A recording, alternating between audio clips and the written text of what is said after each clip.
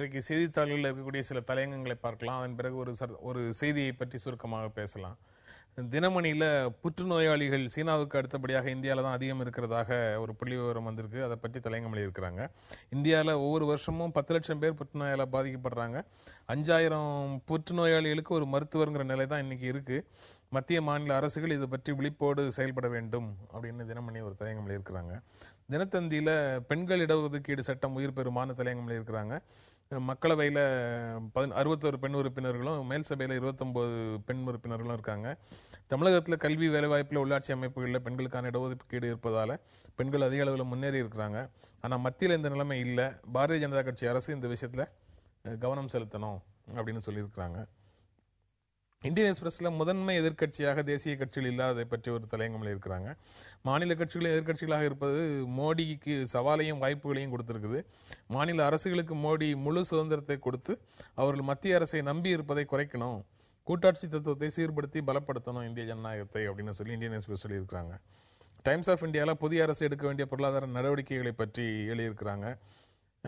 கசப்பான சில நடவடிக்கைகளை எடுத்தாகணும். ஆட்சியின் ஆரம்பகால தேனிலவு பீரியட்னு சொல்லக்கூடிய பகுதியிலேயே கூட சீர்திருத்த நடவடிக்கைகளை அரசு எடுக்கிறதா நல்லது. அப்படி செய்யாட்டா பொருளாதாரம் சீரடையாது அப்படின்னு டைம்ஸ் ஆஃப் இந்தியா சொல்லுது. டெக்கான் கிரானிக்கல்ல பிரதமர் பதவியேற்பு விழாக்கு சார்க் நாடுகளுடைய தலைவர்களுக்கு அழைப்பு கொடுக்கிறதை பற்றி ஒரு தலையங்கம் இருக்கு. பாகிஸ்தான் பிரதமர் நவாஸ் ஷெரீப் அவருடைய பதவியேற்பு விழாவுக்கு மன்மோகன் சிங்கை கூப்பிட்டிருந்தாரு. அந்த நட்புணர்வு அதன் பிறகு இரு நாட்டு உறவுகளில் தெரியல. நமது அண்டை நாட்டு உறவுகளில் உள்நாட்டு அரசியலும் அடங்கி இருக்குது அப்படின்னு சொல்லி டெக்கான் கிரானிக்கல் எழுதியிருக்கிறாங்க.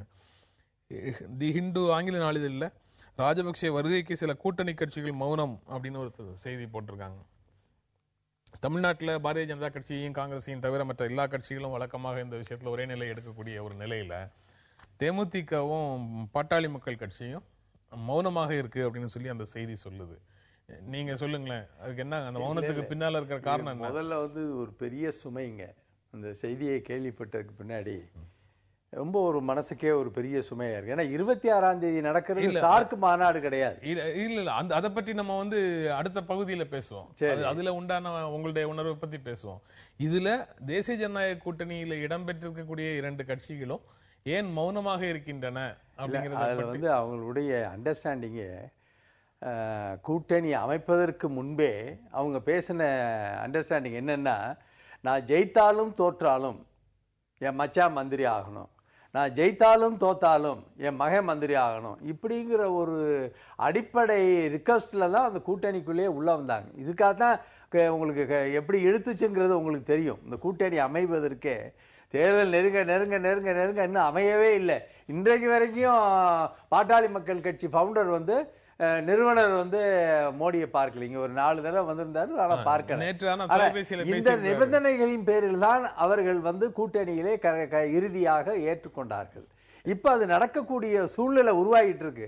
அது நடக்குமா நடக்காதாங்கிறது அது ஆண்டவனுக்கு தான் தெரிஞ்சா, இல்லைன்னா மோடி தான் வெளிச்சம். ஒரு கட்சி ஜெயிச்சு எங்களுடைய உறுப்பினர்கள் அவைக்கு வந்தா அவர்களை அமைச்சராகணும்னு கேட்கறது நியாயம். ஆனா ஜெயிக்காட்டினாலும் என் வீட்டுல இருக்கக்கூடிய ஆளு ஒரு மந்திரி ஆகணும், என் பையன் மந்திரி ஆகணும்னு கேட்டது முதல்ல அதிசயமான ஒரு ரிக்வெஸ்ட். அப்படி ஒரு டீல் ஏற்பட்டிருக்கு.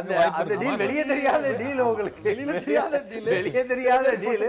இப்ப அதுக்காக தான் போராட்டம். இல்லைன்னா தமிழர்களை கொன்று குவித்து 1.5 லட்சம் பேர் செத்தவங்களை வச்சுட்டு இன்னைக்கு இப்படிப்பட்ட ஒரு முடிவு எடுத்திருக்காங்க. இவங்க 2 பேரும் வாய்மூடி இருக்கிறாங்கன்னா என்ன அர்த்தம்? உங்களுக்கு சுயநலம் தான் காரணம். அது சார், ஒவ்வொரு கட்சிக்கும் ஒரு கொள்கை இருக்கு. ஒவ்வொரு இலங்கை பிரச்சனையா இருக்கலாம், இல்ல பாகிஸ்தான் சீனா பிரச்சனை, ஒவ்வொரு கட்சிக்கும் ஒரு நிலைப்பாடு இருக்கு. கூட்டணி இருக்குங்கிறதுனால எல்லாத்தையும் விட்டுட்டு வரணும் கூட்டணியில் முதல்ல சொல்லலை. ரெண்டாவது, அவங்கவுங்களுக்கு கருத்து சுதந்திரம் இருக்கு, கருத்து தெரிவிக்கலாம். அம்மா கட்சியில் சொல்ல முடியுமா? மலைச்சாமியோட கதி என்னாச்சு? கருத்து சுதந்திரத்தை பற்றி இந்த கட்சி பேசவே கூடாது.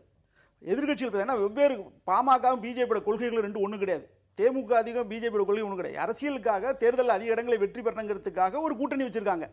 அதனால அவங்க மந்திரி பதவிக்கு எதிர்பார்த்து தான் வாய் திறக்கலைங்கிறதெல்லாம் நம்ம அதீதமான கற்பனை.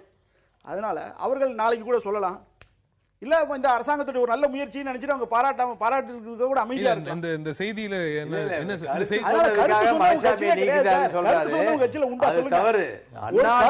சொல்ல முடியாத ஒரு கட்சி ஒரு மிலிட்டரி டிசிப்ளின்டு பார்ட்டி.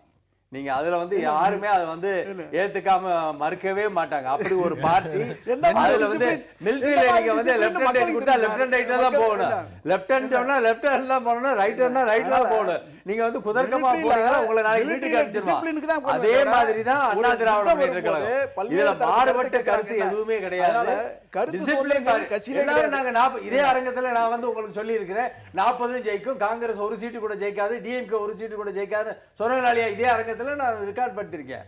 அப்படி இருக்கும்போது மலைச்சாமி 30 தான் ஜெயிக்கும் 25 தான் ஜெயிக்கும் சொன்னா எப்படி நீங்க கட்சியில எங்க கட்சியில உள்ள உறுப்பினரை நாங்க எடுக்கிற ஆக்ஷன் ஆக்ஷன் எடுக்கல, இலாகணேசன் மேல ஆக்ஷன் எடுக்கல.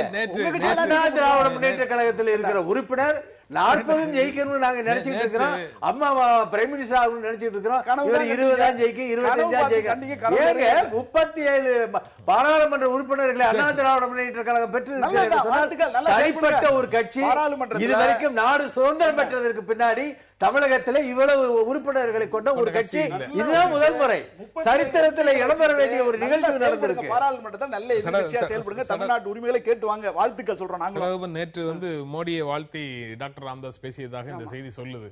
ஆனா அதுல ராஜபக்சே அழைச்சதை பற்றி அவர் எதுவும் கேட்கவில்லை அப்படின்னு சொல்லி சார். இன்னைக்கு வந்து நமக்கு இலங்கை தமிழுடைய பிரச்சனையை தீர்க்கணுமா, அவன் அந்த நாட்டில் சுதந்திரமா சில உரிமைகளை பெற்று அந்த நாட்டுக்கு சிங்கள மக்களுக்கு இணையாக உரிமையோடு வாழணும்னு நினைச்சா அங்க யார் அதிகாரத்தில் இருக்கோ அவங்களோட தான் பேச முடியும். அந்த நாட்டு மக்கள் இன்னைக்கு ராஜபக்சே தேர்ந்தெடுத்திருக்காங்க. 1.5 லட்சம் பெண்களையும் அந்த நாட்டு மக்களையும் பேச முடியுமே தவிர நிர்வாகத்தை பேச முடியாது. பாகிஸ்தான் நம்ம நாட்டு மேல தொடர்ந்து ராணுவத்தை தாக்குது. பேச